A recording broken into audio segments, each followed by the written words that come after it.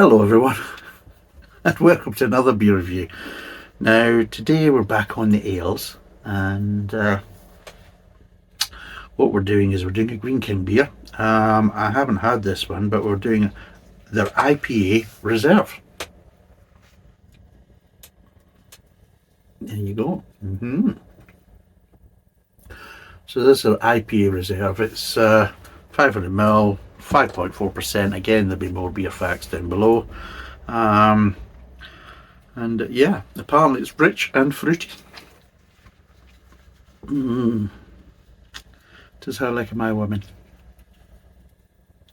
Well, I don't give a shit about the fruity part, but if the rich, that's a big attraction.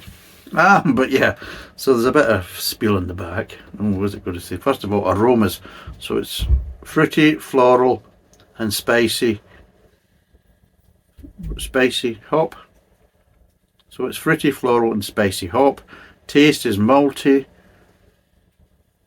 warming, and full-bodied with floral notes. And what does it say? Grapefruit, orange, and citrus tones combined with the floral and herbal Styrian Goldings hops to deliver a rich ale. Jesus, I mean, look how small that writing is. I didn't realise I'm blind, for God's sake. Jesus. But anyway, there's some spill in the back. I can read that because it's a little bit bigger. But apparently, Greene King IPA Reserve. Our brewing heritage dates back to 1799. The roots set down by Benjamin Greene and Frederick King are embedded in the way we make our beer at our Westgate brewery today. Greene King IPA Reserve is a warming, full-bodied ale with mellow fruit aroma and reassuringly rich appearance. So there you go. Believe that what you will. Any other shit? No, there we go. Right, let's get this, crack this open. Come on, let's crack it open and see if there's all this fruitiness and richness and citrusiness and oh god, it's got everything in it, by the way. Well, probably good for the environment as well, you know. Zero carbon, low emissions. Anyway, let's find out. Right. It's a clear bottle for people in the podcast, so God knows what we're going to get on it. And it's not the darkest of beers either, it being an IPA, of course. So, what are we getting? Well, not a bad head on it, maybe about one finger. A wee bit of tightness, but there's a bit of larger bubbles in the centre. So yeah. Colour wise, kind of light copper colour, kind of amberish colour. Smell wise, I'm getting malt. A little bit of spiciness, maybe a hint of hops. I'm not really getting citrus.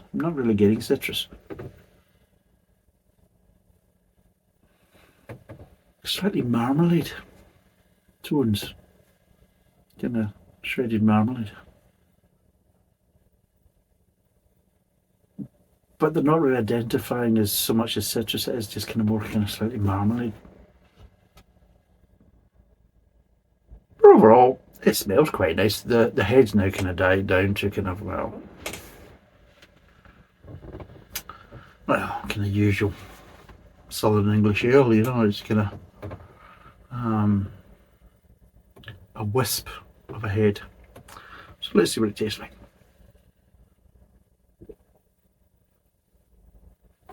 Right.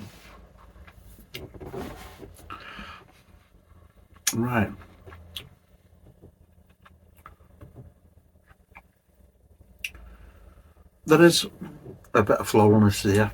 There is a little bit of citrus kind of bitterness. I'm not saying sourness because the citrus just isn't really strong enough to kind of give you the kind of the sour tones that you would expect from kind of more modern styles of IPAs, and especially more kind of craft style. I don't know what's going on in this chair, but it's creaking away like a bastard. But there is that little bit of bitterness there, and it's quite mild. I would have probably expected it to be a bit more. Going by the description, being a reserve and maybe trying to appeal more towards kind of craft beer drinkers, I would have expected it just to be a little bit more in the kind of hoppy taste, from a kind of citrus or orange, because it did say orange in it. Malty, and they are saying full body with floral notes. So saying full body with floral notes, but grapefruit, orange, and citrus tones. I'm not really getting that. I mean, I'm getting obviously citrus tones, but I'm not really getting grapefruit or orange, and the tones aren't really that strong enough to identify what type of citrus they are. They're just that kind of slightly kind of generic kind of citrus kind of accent, because they're just not strong enough or clear enough to kind of identify, oh, I'm getting grapefruit, I'm getting orange, whatever,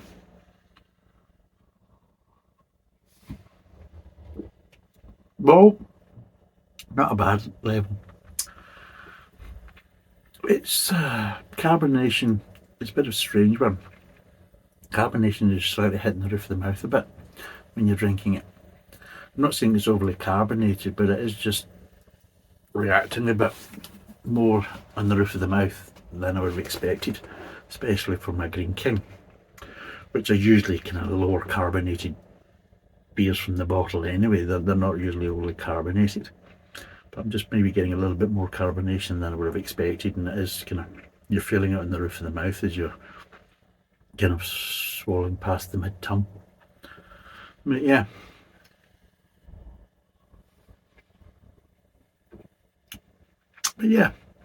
there's a bit of fruitiness there.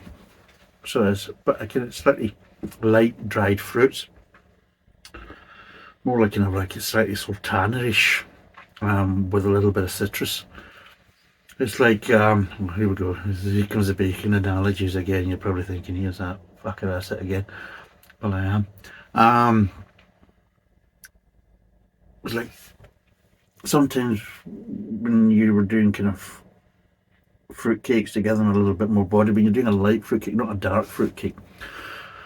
My mum used to do a light fruit cake. It was quite nice with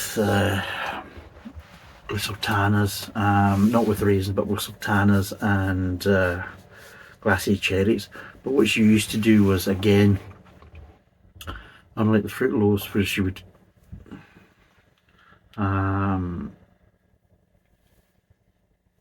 steep the fruit to get the sugar out of the fruit, to basically kind of reduce the amount of sugar she would add to the fruit loaves. I know you're probably saying, what the fuck is he on about? But there is a point to this. But sometimes she would do to kind of lighten up her light fruit cakes, which were very nice. They were really nice, so fucking easy to eat.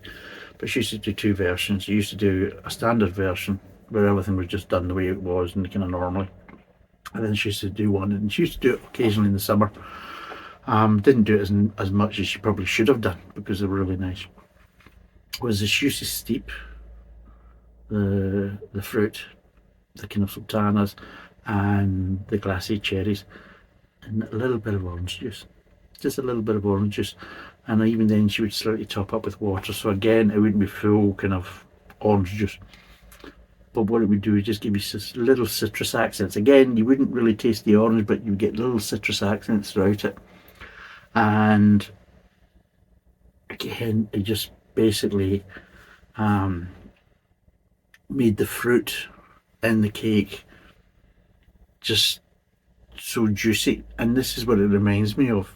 It reminds me of that kind of fruit that's been steeped, because you've got that light citrus and you've got slightly kind of light kind of dried fruit, i.e. sultanas, and it just gives me that kind of memory, because it has little tones of citrus through these kind of dry fruity flavours.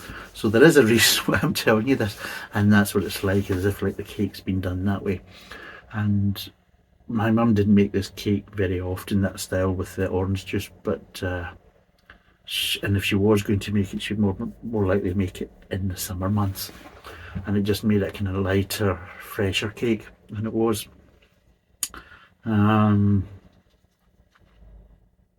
And this kind of gives me that kind of feel, but it doesn't give me the kind of light freshness in a beer form. It gives me a slightly more darker feel for an IPA. It is giving me a richer kind of flavour profile. So it does. They did say it's rich and fruity, and I would say with the citrus reacting with the kind of dried fruit kind of flavour profiles, it is giving me a kind of richness that you wouldn't expect so much from an IPA, and especially one that's maybe a bit more kind of modern style IPA. They're more kind of on the basis of freshness and heavy in citrus and everything else.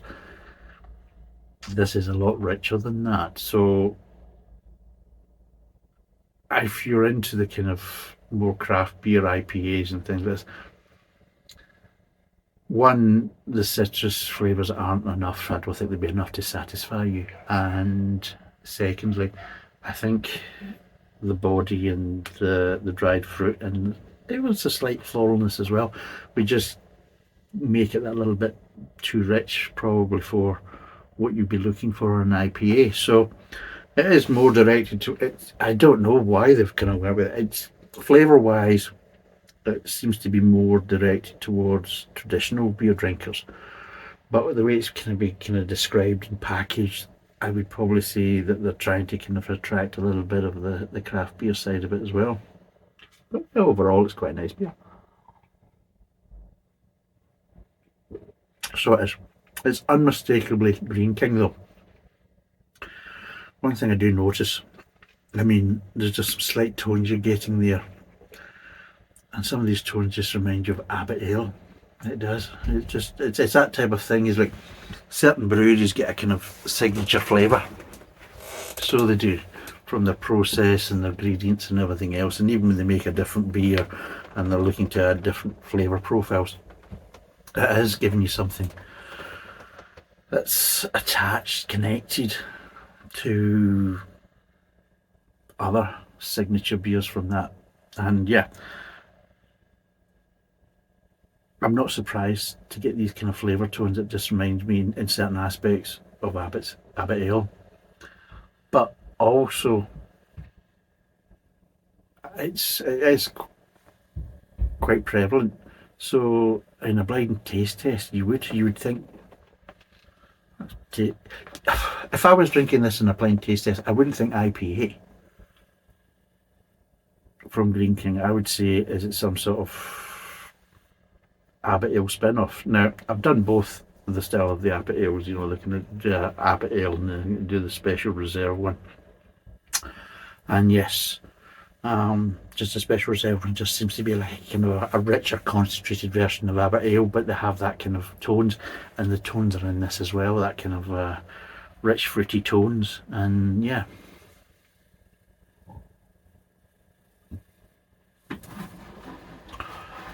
So yeah, overall, yeah, it's a nice beer, and I don't know if I would buy it again though, because I don't think it's offering me enough to really say that, yeah. I mean, these tones are nice, but they're a better kind of intensity if you're buying it in Abbott Ale. Not even the special reserve one, just the standard Abbott Ale, because there's a nice kind of intensity. It's not too rich.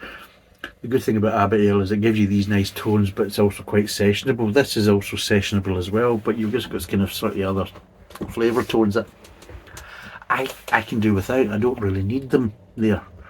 Other people might want these or prefer, these kind of Abbott Ale tones, but with other additional flavours as well to kind of make it more interesting, or maybe make it more towards their palate.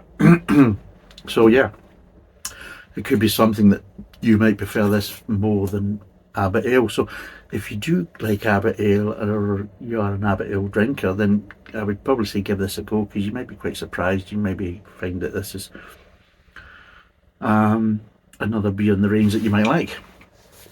Yeah, or not, as the case may be. But yeah, overall, I find it actually not too bad.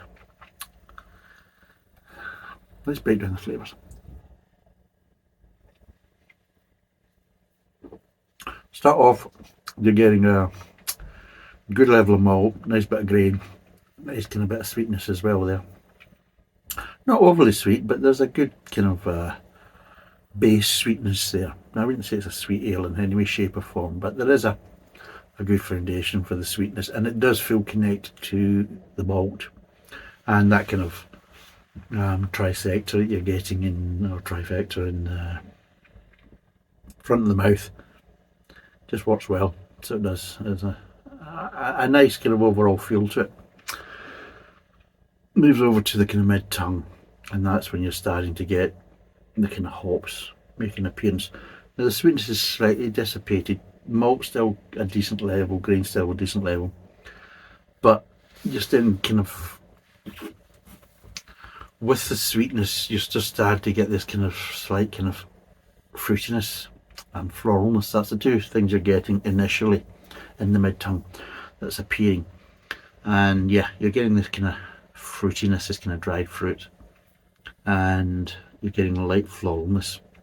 But as it gets to the kind of end of the mid tongue, the floralness is slightly kind of dissipated a bit, but you're starting getting light citrus accents, and those citrus accents with the dried fruit, with this kind of foundation of sweetness and the malt, just kind of adds to this kind of richness, and it does feel like a kind of slightly fruitcake. So it does. And when you move into the aftertaste,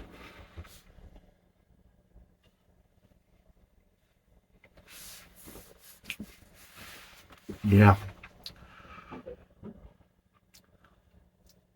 the sweetness still remains, the malt still remains.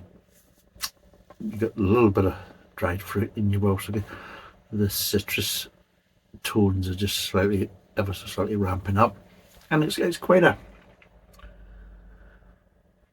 how would you say, it's quite a nice finish. But it's not a clean finish. It's not a lingering finish either, because there's quite a lot of flavours that are just still there, but the problem is they're not really dissipating individually, they're kind of dissipating as a group. So you've got these flavours of the malt, the dried fruit, the citrus, this the kind of last legs of the sweetness, and they're just there, and it just gives it quite a rich finish, because I'd probably say it's like the last hurrah, kind of crescendo, just before it starts to, and they'll kind of dissipate kind of together. And yeah, overall it's quite a strong finish, but again not overly bitter because of that, because you've got these other flavours there that, yeah, there is a bit of bitterness there with the citrus accent, but in nowhere near would I say it's a bitter finish in any way, shape or form, and there's definitely no sourness there either. So if you're looking for that, then you're not really going to get it. And yeah, I would probably say yes, it is more of a, it's hard to say it's an IPA, because the amount of malt and everything else, I'm just talking about from what we perceive as an IPA now. I would say yes, it is more like a traditional IPA, because it has the malt. The hops were there to provide something else. They weren't there to give you loads of hoppy flavours. It wasn't the original point of adding all these hops.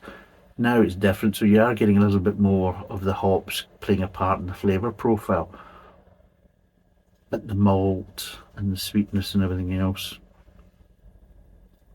is providing that kind of richness that you just wouldn't get in a modern IPA.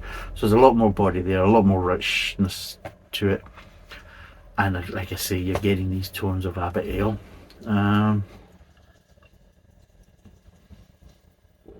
To the point is, I'm starting to kind of think, is this maybe a hopped Abbot Ale? Because that's what I'm starting to get. I'm getting, as I'm drinking more of it, I'm starting to kind of maybe think that this is Abbot Ale, but with more hops in it. And that's what it feels like. And maybe it is. Maybe that's what they've done. They've taken the kind of Abbott Ale recipe and sort of twisted it with a little bit more malt, not malt, a little bit more hops added to it and things like that, and they've just basically sort of tweaked it from the hop side and then called it, IPA Reserve. It's a nice enough beer. And what would I give this out of 10? Yeah, that's a question. What would I give it out of 10? An